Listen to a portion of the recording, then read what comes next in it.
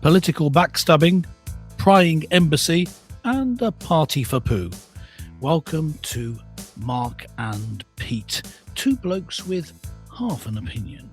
Right then, let us proceed.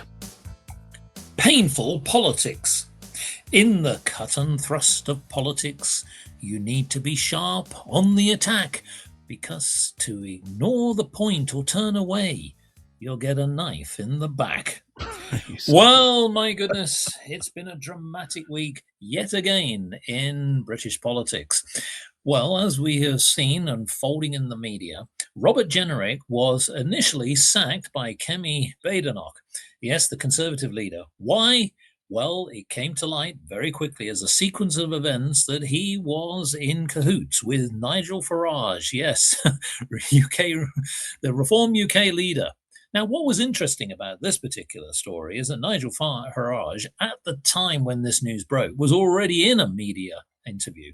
Mr. Pete, I say to you, this whole backstabbing in politics, it seems to be exacerbating. It seems to be growing. Is there no end to the sharp knives of politicians?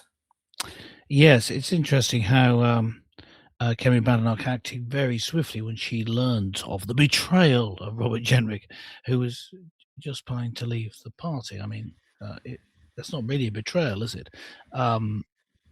Well, I guess you could say it's a betrayal. Leaving the sinking ship. Yes, I think it's more like that. It's more like a rat leaving the sinking ship than a betrayal. But it's one of those things where it could be done for just practical reasons, pragmatic reasons. Look, I'm not going to get anywhere in this party in any way. This party is going to lose badly, so I better hitch myself to another wagon, switching metaphors. It could be a genuine change of heart from Jenrick. He has shown an enthusiasm for the issues that Reform UK are big on, like problems with mass immigration, that sort of thing. So has he changed? He used to be, I believe, rather pro the EU at one stage, and has had a bit of a change. Are these genuine changes, or are they changes for, as I said, pragmatic reasons? It's difficult to tell because I think it's rather. I think it's a different situation. I don't think he's thinking in those terms. I think he's thinking in these terms, Mr. Mark. I think he's thinking. He's generally thinking this. I must be Prime Minister, and that's the best for the country. So that's quite a common thing with people who become MPs. So I think it's all is subservient to that. Playing the long game. But yeah, it is very unseemly, and this is my final point in this opening remark, Mr. Mark, and that is this: this is no way for politics to develop effectively. You see, Reform UK is a different party to the Conservative Party, and just taking old Tories who've let the country down over the past 14 years or so is not a way to bring about a new party. Nigel Farage, I don't think, needs to be bringing in these people. Now, he has put an end date, I forget the exact date, sometime in May, when he said the transfer window is closed. Yes. Football metaphor. A football analogy, yes. Yeah. But yeah, so I just don't think it's the way forward. No. You shouldn't be having in old Tories. You should be bringing in new people. Well, indeed. In fact, many people have already criticised Reform UK for being almost like the Tory reject party. Now, I think that's a little bit unkind, because we know one of the reasons why this was happening. In many ways, this probably broke slightly in a manner that I think the Reform UK did not really have in their plans. When Jenrick was obviously in discussions with Nigel Farage, it's very clear that there had been conversations, and it was admitted later that that was the case. But I think that what they were trying to do is to time it in such a fashion that it would hit the local elections coming up in May. But here's coming back to the point. Mark, now you say that, I guess that was the betrayal that Kemi Badenoch had in mind. Yeah, correct. Now, the thing here, which I think is crucial, if you looked at dare I say, Jenrick's cutting comments, he was scathing of the Tory party. Now, what you've got to bear in mind, which was interesting here when you were watching this unfold in real time, was that Jenrick meant that he claimed that this was the last shot, as he was saying, to fix a broken Britain. Now, many people will probably agree with that. Yeah, And then the people have recognized the fact that Britain is not in the best state. What was interesting is his turning of the knife on the Tories as well as Kemi Badenoch herself. And I think that of all the political speeches that I've ever seen, certainly over the many, many years that I've sort of watched and listened to politics, there have been a number that sort of stand out. But I think this one is going to remain in the minds for a long, long time, because what basically Jenrick is saying is that not only has now abandoned the Tory party, but he's basically saying to that core electorate, that's it, it's over. The Tory party are broken. They're incapable of fixing the problem, let alone, of course, the incumbent, which, of course, is the Labour Party. But I think that this is another debate. But what is the consequence? Because I think that, let's be honest, the Reform UK have got a momentum. Now, was it right to bring in Jenrick? Was that a good thing? Well, people can debate that. But I think what you can see now is that I actually feel that there's probably going to be more of these, not necessarily from the Tory party. There was a slight glimmer of insight where Nigel Farage said, well, look out for a Labour defection. It might be the case, but I think that most people recognise is that politics is changing. And in fact, what's interesting is, for a bit of history, folks, yes, here it comes, because what many people have said is that the Tory party of today is very similar to the principle of what happened to the Liberals in the turn of the 20th century. They were a dominant party and it all fell away. They became a provincial, almost in the wilderness party. You could argue that they've never really recovered. But the fact is that I think that that's the way that the Tory party will go as well. Yes, well, I mean, yeah, the state of UK politics, it is in a bad way, but it needs to be. I mean, to go through a big change, you expect this sort of upset of backstabbing and moving across the floor to different from one party to another to happen. But that's a good thing because we need change. We definitely need change. But here's the thing, and I know that we talked about this because, yes, Mark and Pete, well ahead of the game. In many ways, we've talked about this in previous shows, may be that what essentially the Reform UK is doing is they're almost bringing like a war cabinet together. Essentially, it's comprising of different people from different backgrounds to be able to address the real issues. Those who are really passionate about changing the country's future and bringing together not just the culture of the company and bringing that identity back, but addressing, yes, the economy, poor infrastructure, definitely education, health service, and of course, foreign policy. All of those things definitely need to be tackled. But I don't think that one party can do it.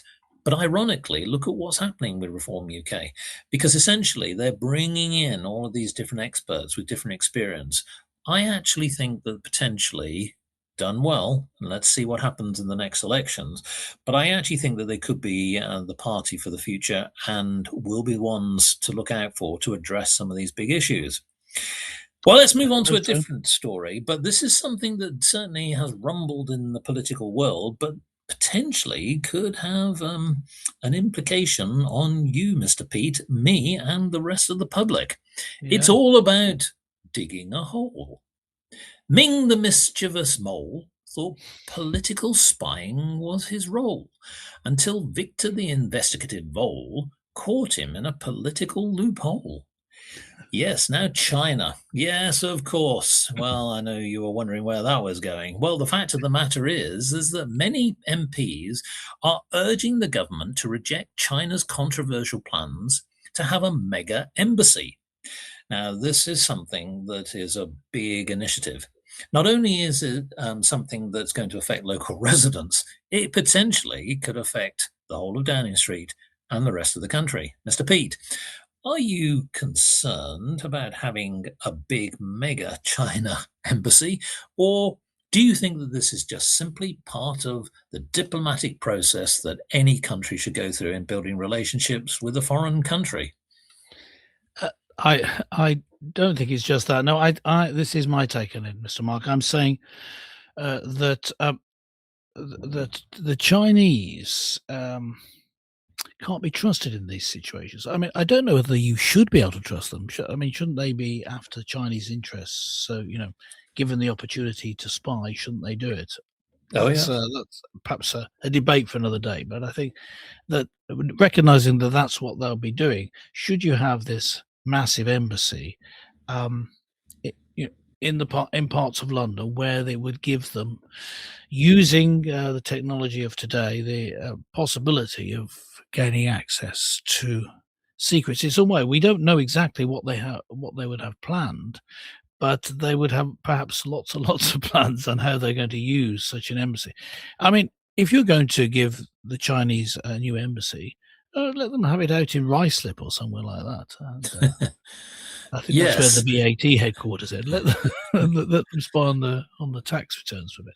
But I mean, even that we wouldn't want them to, I suppose. But but I think that they need to be careful Yes. with this. Uh, Sort of a Trojan horse. It's not quite the Trojan horse analogy because it's not in a wartime situation, but by analogy, it is there in that we have to recognise that the Chinese, a country we can deal with, a country where they can be our friends Of course. as a country, but Yes. that doesn't mean we should trust them. Ah. Because Yes. as the great Ronald Reagan once said, this is how you deal with such people. You trust and verify. You Yes. trust them as far as you could throw them. I mean, you trust them, as in you have a relationship with them, but then you verify that they're actually are up to good. And so you need to keep them away from sensitive Yeah. places. So no, I don't think it's a good idea. It's not the size of the embassy per se. No. It's it being in a sensitive location. Well, now here's the thing, because back in 2018, China's government actually bought the site for a staggering 255 million pounds. That was then. Now, what's interesting is local residents who are part of this Royal Mint core where Beijing wants to develop say that they're already gearing up for a legal challenge if this is approved. So I've got a thought. Why don't they just simply have a desk in MI5, MI6? I mean, it'd be much cheaper, surely. Yes. Too close to the truth, maybe? No, maybe not. But the fact of the matter is that look, I do agree with you. On the one hand, we should have a China sort of embassy there. The question is, and I think this is where it really comes, is to what depth of breadth of which that particular operation is equipped. Now, some people are saying, because of the way that technology is working today, that we have to be, as you quite rightly say, be very, very cognizant about what China is doing, not just from a people perspective, but remember, China is very influential from a technology perspective, whether it be the chips that they make. Yes, I'm not talking about your fish and chips, I'm talking about the technology Oh, chips, because you've been eating the wrong thing there. That could explain a lot. But the point being is that we do value their technology, we value their innovation. They are very much a production powerhouse, so we do need to trade with them. But I think that what we need to have is a balance, isn't there? And this is always very difficult because when you have something like an embassy, is effectively a haven, isn't it? What goes on in those behind those closed doors eventually should really be sacred ground. They should not be infiltrated. So I think that politics is a tricky thing because it isn't just about the security. It's also about the other side of it. It's also about politics in international trade. It's about law. It's about compliance and many other things. So from your point of view, I guess, where do you stand then? So are you more in favour that we should just go ahead with it? what? No, I was saying that we should give them an embassy, but I think the location is problematic. Ah, I don't think the fact that they bought it means that they have to have planning permission for a massive embassy there. true. Councils are so much sticklers for certain regulations of what you can build where. You would have thought concerns over national security would come under their purview when it comes to granting the rights to build something. So, I mean, I would say no. I would say no, not that they shouldn't have a massive embassy, but that they should have a massive embassy somewhere else. Yeah. I don't see a problem with them being offended by it, which though I'm sure they will. Well, might be one I possible think they reaction, are already. but Yes. I think you just have to be realistic and stop. I'll put it like this: stop trying to suck up to the Chinese. They are our not, if not quite our enemies, they are our adversaries in terms of economic and espionage, and so Yes. we need to be careful Well, because as we all know, as a sort of alluding to China, keep your friends close, keep your enemies even closer. amen. Well, let's let's move on to a different story, which is maybe something slightly more lighthearted. 100 reasons to celebrate. Hurrah! With Winnie the Pooh make a hullabaloo. At 100 Acre Wood, he's now 100, it's true. And a birthday celebration for Piglet, Eeyore, and Tigger too. So picnic and party which no child can pooh-pooh. Well, yes, indeed. Yes, at last. Yes, we finally reached it. Yes, Winnie the Pooh, A.A. Milne's creation, is 100 years of age. Now, what's going to happen is that the collection and those who are offering the legacy of Winnie the Pooh and managing it from publishers and others want the country to celebrate Winnie the Pooh. Now, I will say that, in my opinion, Winnie the Pooh gets my vote to be the next Prime Minister. Mr. Pete, what say you about celebrating Winnie the Pooh? And maybe, he of little brain could probably help in politics. Yes, well, I can see. Yeah, I see the reference to "He of Little Brain," meaning Keir Starmer, presumably. Yeah, Sir Winnie this the Pooh. Winnie the Pooh being 100 years old, quite a celebration. Now, there were various different aspects to this. I was joking that that phrase about Winnie the Pooh could be attributed to Keir Starmer. We were talking about the Chinese embassy Yeah, recently. Well, of course, the leader of China has been likened to Winnie the Pooh because of his magnificent figure. Um, yes. and he's none too pleased about it. Mm, And I remember a few years ago that reference to this was banned. And when something's banned in China, it's really banned. But of course, we're not in China, so there's no way that that we're going to give way to this. Even though, of course, we're very scared of the Chinese. Because they might infiltrate the Mark and Pete podcast. You never know. But yes, going back to Winnie the Pooh.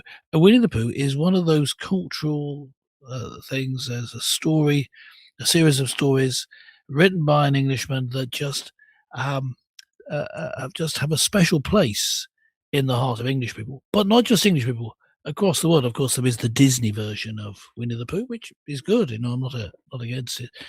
With that distinctive voice, which certainly adds to it. But it's just a lot of whimsical stories with a lot of feel good.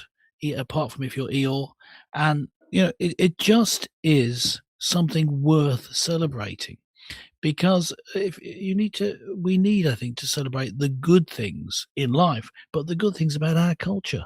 well, We're constantly doing ourselves. Winnie the Pooh is such an English character with such an English yes, style about it, including the wood, the woodland that it's yes, based.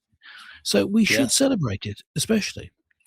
Well, Ashdown Forest, which is actually the real 100 Acre Wood, is something iconic. And to your point, is very British, for everything from what we've seen from Shepard's drawings to obviously A.M. Milne's narrative.